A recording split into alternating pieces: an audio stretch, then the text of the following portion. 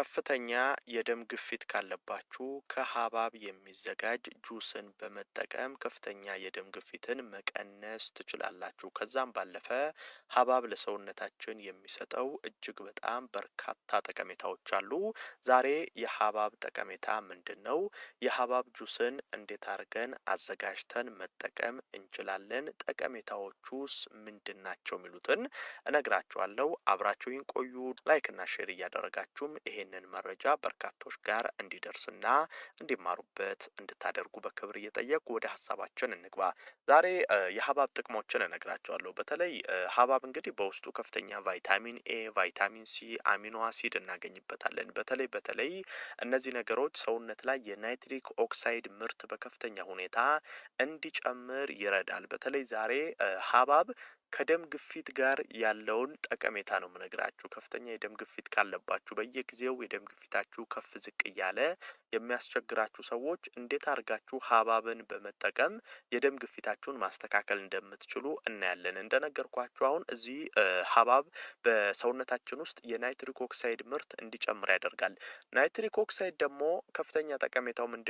የደም ቧንቧችን እንዲሰፋ ያደርጋል። አሁን የደም ግፊት ከሚከሰትባቸው ነገሮች አንዱና ዋነኛው ምንድነው? የደም ቧንቧ ጥበት ነው። እንግዲህ የደም ቧንቧ በተለያዩ መንገዶች ይጠባል። ሰውነት ላይ አላስፈላጊ የስብ ክምችት ካለ፣ የኮሌስትሮል ክምችት ካለ፣ የሶዲየም ክምችት ካለ፣ የተለያዩ ነገሮች የደም ቧንቧችን እንዲጠብ ያደርጋል። እነዚህን ችግሮች በማስወገድ በዚህ ሀባብ ስንመገብ ሰውነታችን የሚያመነጨው የናይትሪክ ኦክሳይድ ይዘት እየጨመረ በሚሄድበት ጊዜ የደም ቧንቧችን እንዲሰፋ ያደርጋል። ይሄ ደግሞ ከፍተኛ የደም ግፊትን ዝቅ ለማድረግ ይረዳናል። ይሄ በመጀመሪያ መታወቅ አለበት። ሌላው ሀባብ ውስጥ ፖታሽየም እናገኛለን። ፖታሽየም ደግሞ ትልቅ ጠቀሜታው ምንድነው?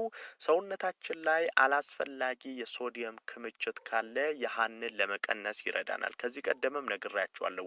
ሶዲየምና ፖታሽየም ተቃራኒ ነገሮች ናቸው። ሰውነታችን ላይ የፖታሽየም መጠን እየጨመረ ሲሄድ የሶዲየም መጠን እየቀነሰ ይሄዳል።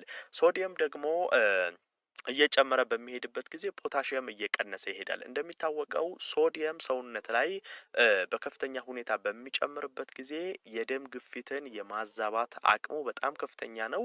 ለደም ግፊት የማጋለጥ እድሉም በጣም ከፍተኛ ነው። ስለዚህ ሀባብን ስትመገቡ በሀባብ ውስጥ ያለው ፖታሽየም የሶዲየም መጠናችሁ እንዲቀንስ በማድረግ የደም ግፊትን ያስተካክላል። ይህን ማወቅ አለባችሁ። ሌላው ቫይታሚን ሲ፣ ቫይታሚን ኤ በዚህ በሀባብ ውስጥ እናገኛለን። በተለይ ቫይታሚን ሲ በሀባብ ውስጥ የምናገኘው የደም ቧንቧ እንዳይጎዳ ይከላከላል። በአጠቃላይ ይሄ በሽታ የመከላከል አቅማችንን በከፍተኛ ሁኔታ ይጨምራል።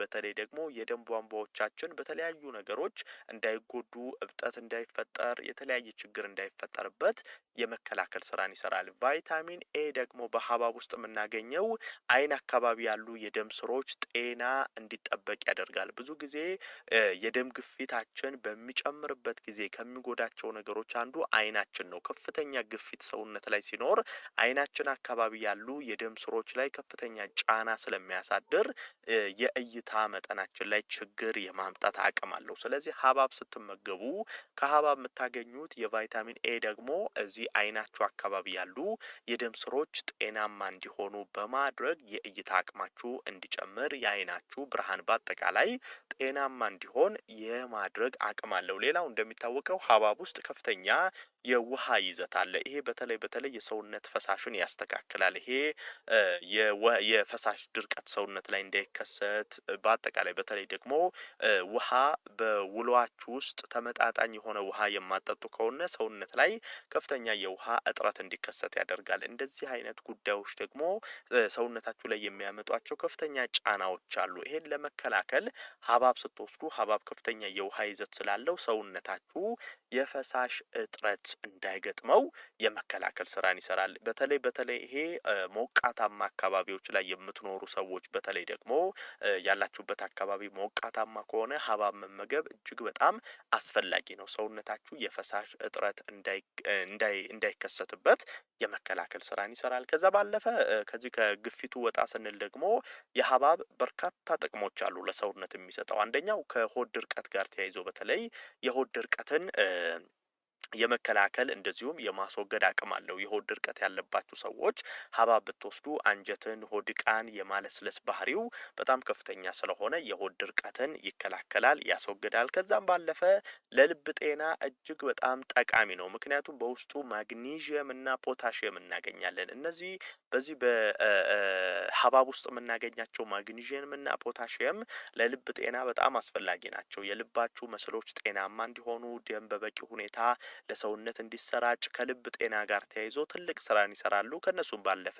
ቫይታሚን ቢ6 እናገኝበታለን። በዚህ በሀብሀብ ውስጥ የምናገኘው ቫይታሚን ቢ6 በርካታ ጥቅሞች አሉት። ለመገጣጠሚያ ህመምም እንደዚሁ በተለይ ይሄ ከጡንቻ ከመገጣጠሚያ